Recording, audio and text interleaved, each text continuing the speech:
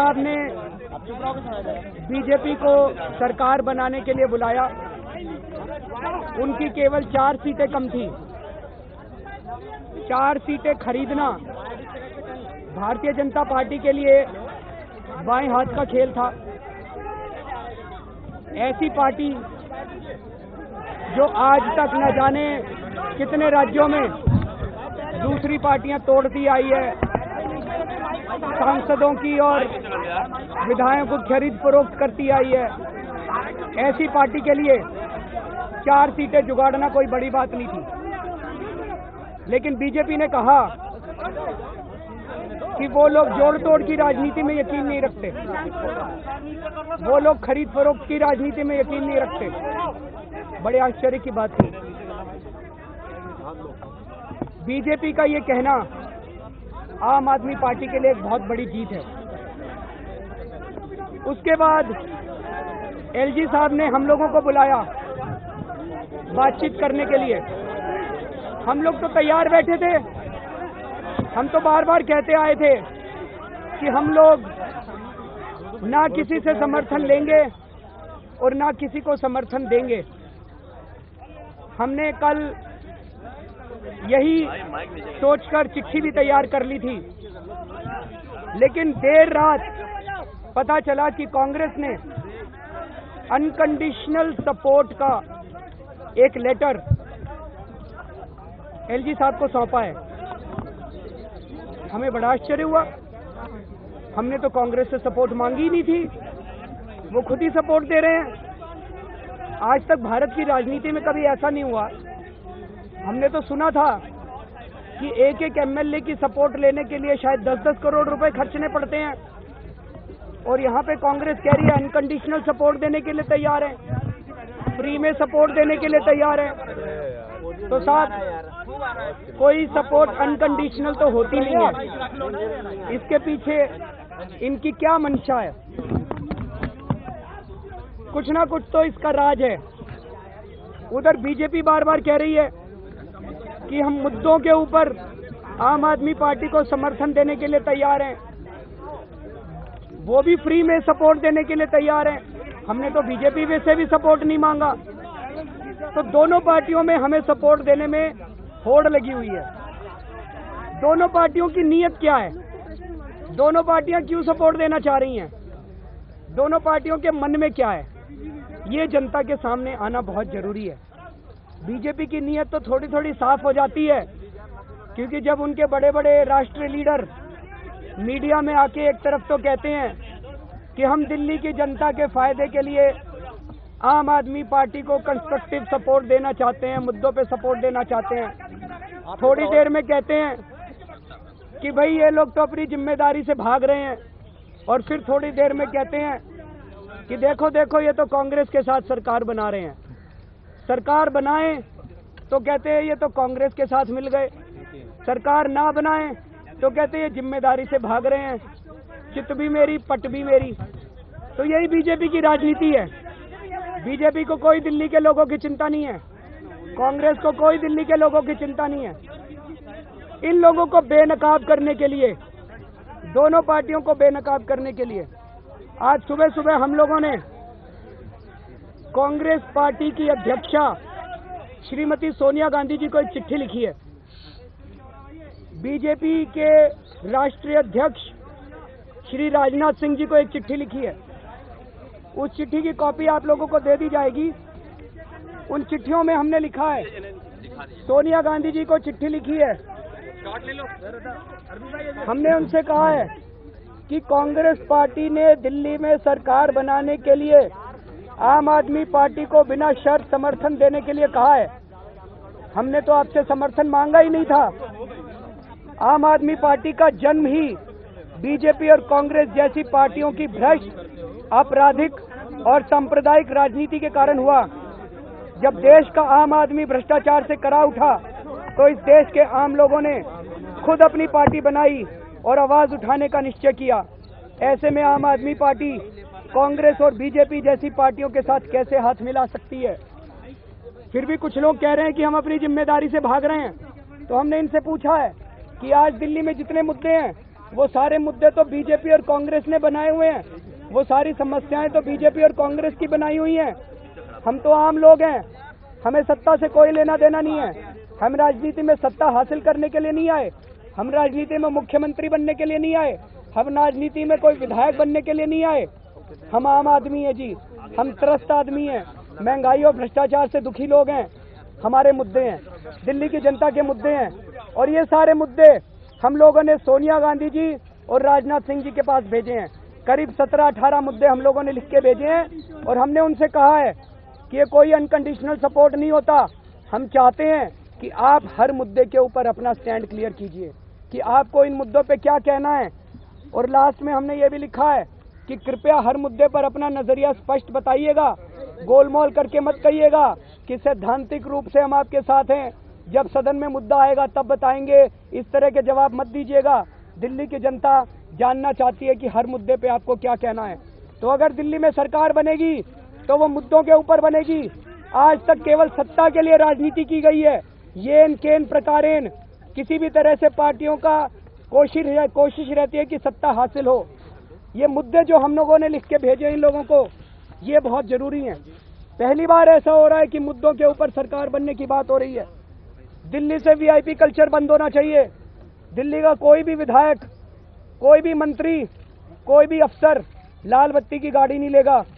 कोई भी अफसर, कोई भी विधायक, कोई भी मंत्री बड़ा बंगला नहीं लेगा, अपने लिए सिक्योरिटी नहीं लेगा। क्या बीजेपी के राजनाथ सिंह जी को और सोनिया गांधी जी को यह मंजूर है? नंबर 2, दिल्ली में विधायक फंड और काउंसलर फंड खत्म किया जाएगा। कोई विधायक फंड नहीं होगा, कोई काउंसलर फंड नहीं होगा।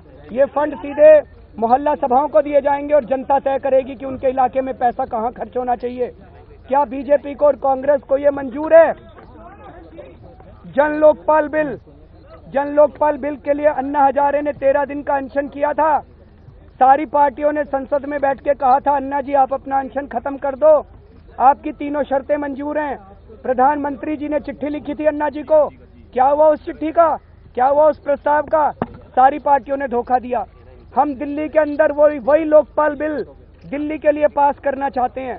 वो लोकपाल बिल पास होने के बाद 15 साल में कांग्रेस सरकार ने दिल्ली में जितने घोटाले किए, उन सारे घोटालों की जांच की जाएगी। क्या श्रीमती सोनिया गांधी जी को ये शर्त मंजूर है? इसके बाद भी क्या वो समर्थन देना चाहती हैं? 7 साल में भारतीय जनता पार्टी ने नगर निगम के अंदर जितने घोटाले किए हैं, उन सारे घोटालों की जांच की जाएगी। क्या भारतीय जनता पार्टी को ये मंजूर है? क्या इस मुद्दे के ऊपर वो समर्थन देना चाहती हैं? रामलीला मैदान के अंदर हम स्पेशल असेंबली सेशन बुलाना चाहते हैं और ये लोकपाल बिल वहां पास करेंगे। क्या इन दोनों पार्टियों को ये मंजूर है? दिल्ली को पूर्ण राज्य का दर्जा दिया जाए, क्या बीजेपी और कांग्रेस को ये मंजूर है? अगर मंजूर है तो कांग्रेस पार्टी की तो केंद्र में भी सरकार है, वो इसमें भी उसकी मदद करे। बिजली कंपनियों का ऑडिट होना चाहिए। बिजली कंपनियों ने भारी हेराफेरी कर रखी है, और जो कंपनी ऑडिट करवाने से मना करे उस कंपनी का लाइसेंस कैंसिल कर दिया जाना चाहिए। और ऑडिट होने के बाद जो नतीजे आते हैं ऑडिट के, दिल्ली में उसके बेसिस पे बिजली की दरें तय की जाए और दिल्ली में 50% से ज्यादा बिजली के दाम कम किए जाएं। क्या कांग्रेस को ये मंजूर है? क्योंकि ये कहा जाता है कि कांग्रेस सरकार बिजली कंपनियों से बुरी तरह से मिली हुई थी। तो जब से बिजली का प्राइवेटाइजेशन दिल्ली में हुआ, तब से लेके आज तक सारा ऑडिट किया जाए और ऑडिट की रिपोर्ट जनता के सामने रखी जाए। दिल्ली में बिजली के मीटर तेज चल रहे हैं, इन बिजली के मीटरों की जांच किसी निष्पक्ष एजेंसी से करवाई जाए, और अगर बिजली के मीटर तेज पाए जाते हैं तो जब से ये मीटर लगे थे तब से लेके आज तक इन बिजली कंपनियों से वसूली की जाए और जनता की उसकी भरपाई की जाए। क्या कांग्रेस पार्टी को ये मंजूर है? क्या बीजेपी वालों को ये मंजूर है? पानी की समस्या, दिल्ली के लोगों को पानी नहीं मिल रहा। क्यों नहीं मिल रहा? क्योंकि एक पानी का बहुत बड़ा माफिया चल रहा है, टैंकर माफिया चल रहा है। इस टैंकर माफिया को बीजेपी और कांग्रेस के नेताओं का संरक्षण है। इस टैंकर माफिया को और इनके बीजेपी और कांग्रेस के जो माँ बाप हैं, इनको तिहाड़ जेल भेजा जाए। क्या बीजेपी और कांग्रेस वालों को इस मुद्दे पे सहमति है? दिल्ली के हर परिवार को 700 लीटर तक का पानी मुफ्त दिया जाए। जो 700 लीटर से ज्यादा इस्तेमाल करेगा उससे पूरे पानी का पैसा लिया जाए। क्या बीजेपी और कांग्रेस वालों को ये मंजूर है? दिल्ली में जितनी अनऑथोराइज्ड कॉलोनीज हैं, आज तक उनके साथ केवल राजनीति की गई। शीला दीक्षित जी ने पिछले 2008 के चुनाव में कहा था कि हम 1 साल में इनको ऑथोराइज कर देंगे, 5 साल में भी नहीं किया। हर चुनाव के पहले बीजेपी और कांग्रेस वाले झूठे वादे करते हैं। अगर सरकार बनती है तो 1 साल के अंदर इनको ऑथोराइज किया जाए। क्या बीजेपी और कांग्रेस वालों को ये मंजूर है? दिल्ली की जो झुग्गी बस्तियां हैं, उन झुग्गी बस्तियों को तब तक नहीं तोड़ा जाना चाहिए जब तक उनको पक्के मकान नहीं मिल जाते। झुग्गी बस्तियों के अंदर साफ सफाई की और शौचालय की व्यवस्था की जाए। आज झुग्गी बस्ती वालों के साथ राजनीति की जाती है, उनकी झुग्गियां तोड़ दी जाती है, उस जमीन के ऊपर प्रॉपर्टी डीलर कब्जा कर लेते हैं और जो प्लॉट दिए जाते हैं वो भी बेचारे झुग्गी वालों को नहीं मिलते, वो भी प्रॉपर्टी डीलर कब्जा कर लेते हैं। ये बहुत बड़ा स्कैम दिल्ली के अंदर चल रहा है। अगर इसकी जांच होगी तो हो सकता है कई बड़े बड़े मंत्री और विधायक इसमें शामिल मिले। क्या बीजेपी और कांग्रेस वाले इसमें समर्थन देंगे? दिल्ली के अंदर एमसीडी के अंदर ढेरों सफाई कर्मचारी ठेके पे रखे जा रहे हैं, उनसे 10,000 रुपए पे दस्तखत करवाए जाते हैं और 4,000 रुपए उनके हाथ में रखे जाते हैं। दिल्ली सरकार में कई सारे सफाई कर्मचारी, कई सारे डॉक्टर, नर्सें, टीचर, प्रोफेसर ठेकेदारी पे रखे जा रहे हैं। इनका तरह तरह से शोषण हो रहा है। कांग्रेस भी शोषण कर रही है, बीजेपी एमसीडी में शोषण कर रही है। क्या बीजेपी और कांग्रेस अब ये प्रथा बंद करेंगे? क्या इस मुद्दे पे उनकी मंजूरी है? दिल्ली का आज व्यापारी बुरी तरह से त्रस्त है। वैट इतना कॉम्प्लिकेटेड कर दिया गया है, जानबूझ के किया गया है। वैट का सरलीकरण होना चाहिए, ईमानदार व्यापार और ईमानदार उद्योग को बढ़ावा दिया जाना चाहिए। क्या बीजेपी और कांग्रेस को ये मंजूर है? रिटेल में एफडीआई दिल्ली में अलाउ नहीं होनी चाहिए। दिल्ली के जो गांव देहात हैं, मुख्यमंत्री शीला दीक्षित जी को तो ये भी नहीं पता कि दिल्ली के अंदर खेती होती है। 15 साल के शासनकाल के बाद एक बार जब उनसे पूछा गया, ओले पड़े दिल्ली में, उनसे पूछा गया जी खेती में कितना नुकसान हुआ, कहते दिल्ली में कहाँ खेती होती है। दिल्ली में 360 गांव है जी, वहाँ पे खेती भी होती है, उनकी अपनी समस्याएं हैं। शिक्षा को लेके, स्वास्थ्य को लेके, महिला सुरक्षा को लेके, न्याय व्यवस्था को लेके ढेर सारे मुद्दे हैं। ये सारे मुद्दे 15 साल में इन बीजेपी और कांग्रेस वालों ने मिलकर ही किए हैं। 7 साल से बीजेपी की सरकार है दिल्ली के अंदर एमसीडी में, 15 साल से शीला दीक्षित जी की सरकार है। इस बार ये पहली बार भारत के इतिहास में हो रहा है कि सरकार बनेगी तो मुद्दों के ऊपर बनेगी। ये चिट्ठियां हम लोगों ने इनको भेज दी है। कांग्रेस वाले कह रहे हैं अनकंडीशनल सपोर्ट, लेकिन हम कंडीशन लगा रहे हैं। वो अनकंडीशनल सपोर्ट देना चाहते होंगे, हम ये कंडीशन लगा रहे हैं कि आप ये बताइए कि आपको हर मुद्दे पे क्या कहना है। बीजेपी वाले कह रहे हैं हम कंस्ट्रक्टिव सपोर्ट देना चाहते हैं, हम उनसे पूछना चाहते हैं कि आप हमें बताइए इन मुद्दों पे आपको क्या कहना है, लेकिन हम कंडीशन लगा रहे हैं।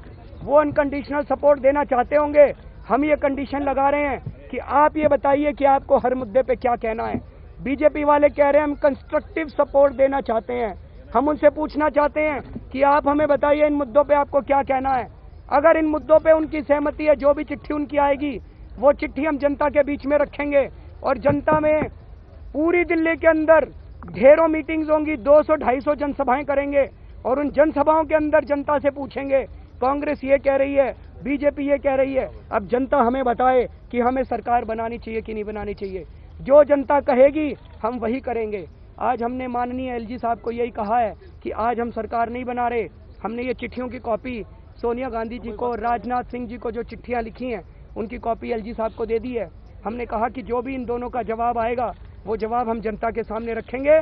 दिल्ली की जनता से पूछेंगे कि दिल्ली की जनता दोबारा चुनाव चाहती है या जो कांग्रेस और बीजेपी कह रही हैं उसके मुताबिक हमें सरकार बनानी चाहिए। जो दिल्ली की जनता कहेगी इस बार वही होगा, जनता राज करेगी।